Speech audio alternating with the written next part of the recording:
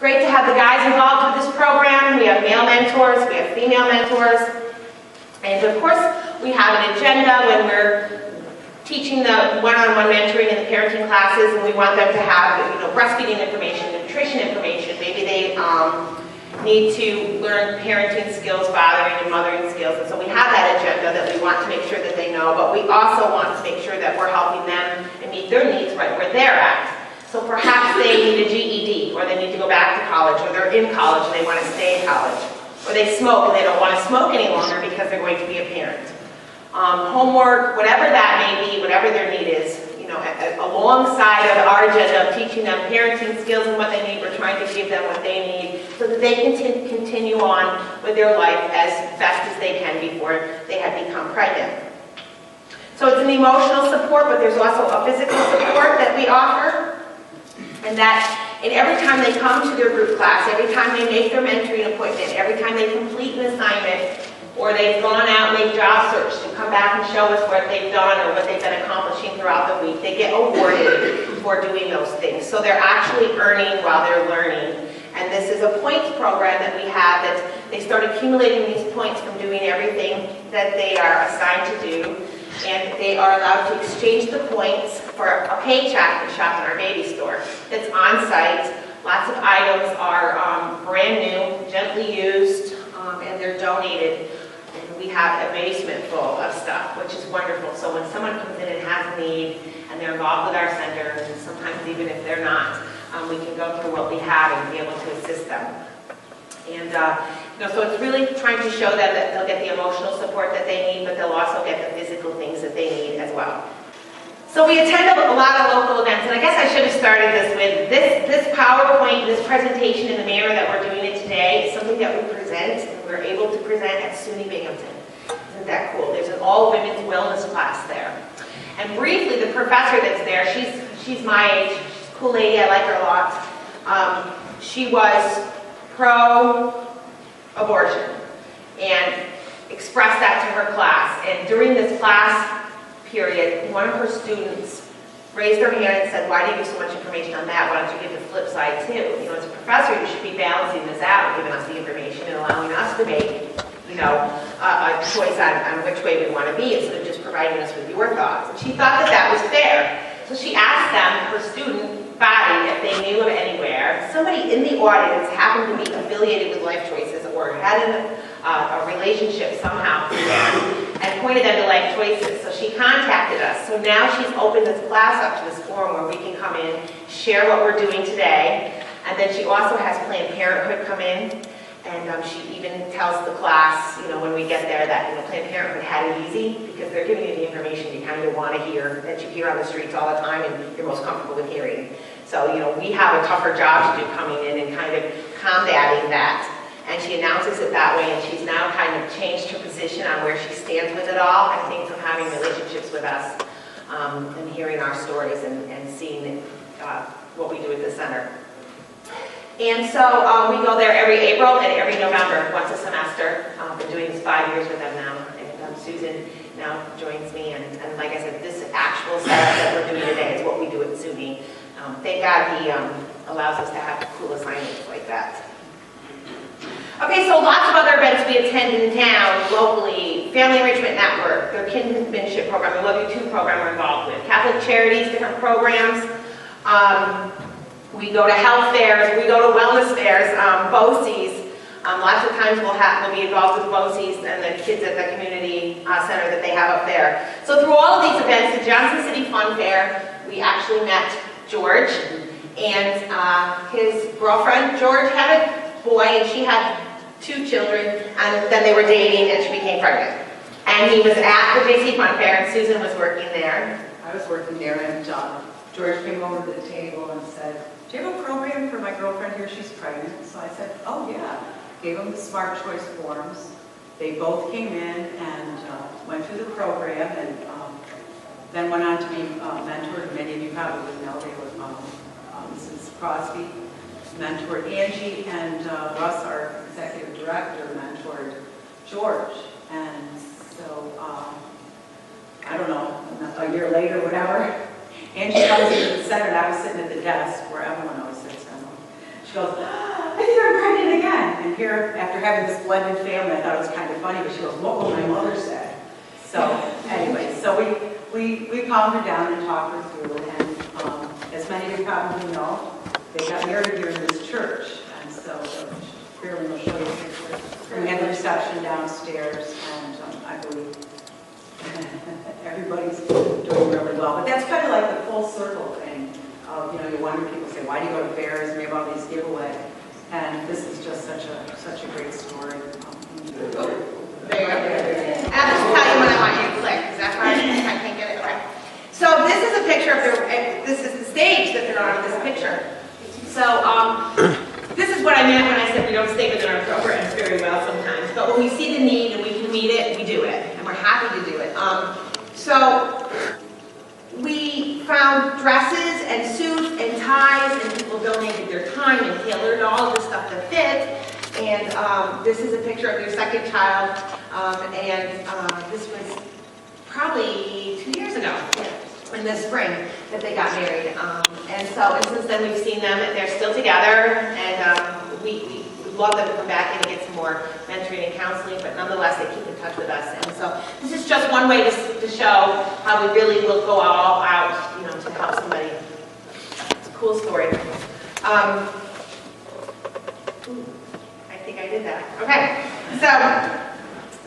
so back to the options a little bit. Okay, so there's the parenting part, which is wonderful, the one-on-one mentoring, the parenting classes, but then we also need to talk to them about the other tough stuff, right, which is adoption. And really trying to help a client come to a clear understanding of what adoption really is not an easy task. Adoption, first of all, is one of the most selfless acts a mother can perform, right? To say, I want what's best for my child. I'm not it, so I'm going to find what would be best for my child. That is not an easy task to get someone to wrap their mind around. Because they get this in their head that they're giving their child up, like you would give up ice cream on Friday nights or something. And it's just much more than that. It's trying to get them to understand that they're actually giving their child something and not giving their child up. First of all, they're choosing life. They're giving life to their child by adoption, love, family, and the support system that would come with that. So creating an adoption plan is something that is one of the most loving acts a parent can do. And by doing so, they're acting as a good parent. I have no problem at all telling you how wonderful the adoption option is, because I'm adopted. So it's an easy one for me to talk about. And we deal with a company in Syracuse, Hope. I know, Mr. Christine. New Hope. And Syracuse is an adoption agency that we deal with. And so we have actually now what's called profile books. So adoption is very different from when I was born. There are all different kinds of adoptions. There's the closed adoption, the semi-open, and the open, meaning closed adoption, you know nothing about parents, where your child would be going. The open adoption is they're completely open. You would have complete contact with them throughout the whole time, your whole child's life. And then there would be a semi-open adoption where you would contact the adoption agency, and all your correspondence and pictures would go through the agency, and they would contact the parent. So there's all these different levels of adoption, if you will. And a profile book is actually like this really big scrapbook that a family puts together that's looking to adopt. And it shows pictures of their family, their beliefs, their faith, what their family looks like, what their home looks like. And the mother that's contemplating adoption actually can look through the profile books and pick the family she'd like her child to be with. So it's a pretty cool thing. Adoption is just not this put your child up for adoption. There's just lots of stigmas attached to it that we're trying to overcome. We also have on-site ultrasounds at our Binghamton office on Oak Street. We have an ultrasound machine on-site, and we have a doctor that's affiliated with UHS come in and actually perform those ultrasounds for us on a weekly basis. The ultrasound, one shows, we hope, a heartbeat, which would, end any thought that a mother could have that this is not a life inside of her. So we always pray for that. But also it confirms that they're actually pregnant. Sometimes when people don't want to be pregnant and they're in that crisis mode, they can't even believe the urine test. So to actually see something in the ultrasound would confirm a pregnancy. We also want to know that the pregnancy is where it should be and not the fallopian tube or ectopic. We want to confirm that as well. And then it also helps us to show how far along they are in their pregnancy. So the ultrasound and the doctor that helps us do this is a wonderful additive to our office. Okay, so the Positive Choice program that I was telling you about, the second program, is to share the truth with the youth and encourage healthy relationships. It's really a program to help promote moral decision-making, goal-directed behavior, self-control, boundaries, and all of the things that some of our youth, I don't want to say all, but a lot of our youth lack.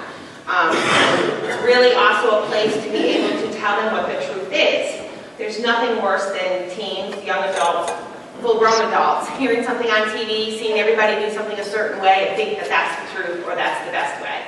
So really just letting them know what the truth is so that it sets them free to make different decisions. It's not an easy job, but I enjoy doing it with the center. Explaining to them also, that one day when you want to get married, which most people will admit that they want, there's nothing worse than meeting the person of your dreams, but then you're tore up from the floor up because you're not healthy when you get there. Because there are all these physical consequences that come with sex outside of marriage, and there are emotional consequences that come with it. And letting them know what they are in advance.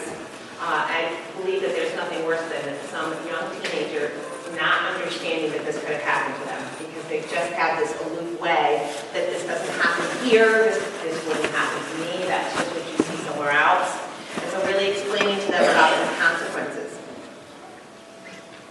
One way we're able to reach the youth at the Binghamton High Schools, we have a back-to-school bash we have every September. We just had it 2 weeks ago.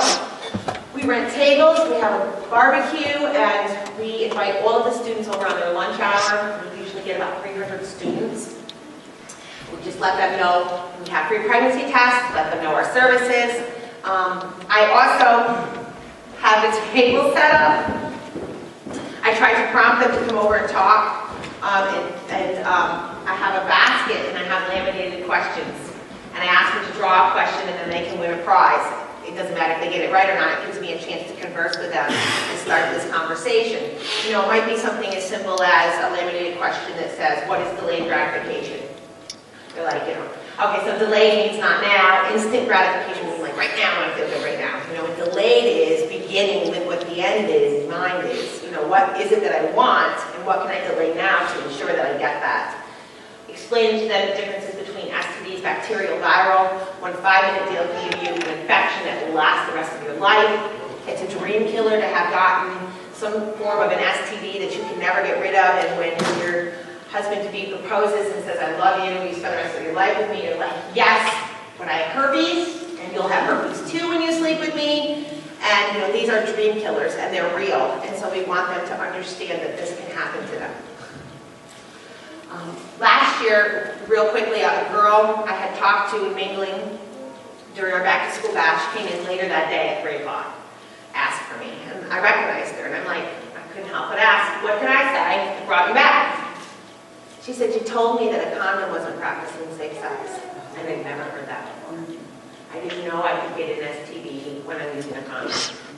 And that's a shame that the marketing tools are that way. So I was able to meet with her for about 12 weeks. We bring girlfriends in, they come on their lunch hour, they come after school. I was even able to take her to church with me a few times. So, they really do love, and they really do love the truth and they want to hear it. I'm helping them to set boundaries.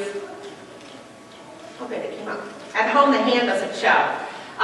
So one tool I would use when I'm explaining to the youth that we are more than sexual beings, okay? We have 5 parts to us, we all do. And we try to remember that by pies, my favorite dessert, and with an extra S that doesn't make the spelling correct, but nonetheless it works.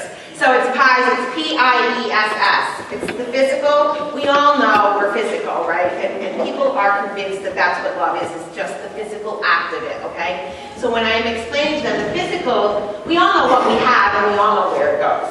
But there's also 4 other parts that we're forgetting, okay, that we're trying to align with somebody when we're dating. And that's our intellect, my goals and my dreams and my aspirations and my emotions. What makes me laugh, what makes me cry, and all of those sensitive things. It's also my socialness. Do I want to be out at midnight? Do I want to be home in my fluffy slippers eating pizza and in bed by 8? Okay? And then there's this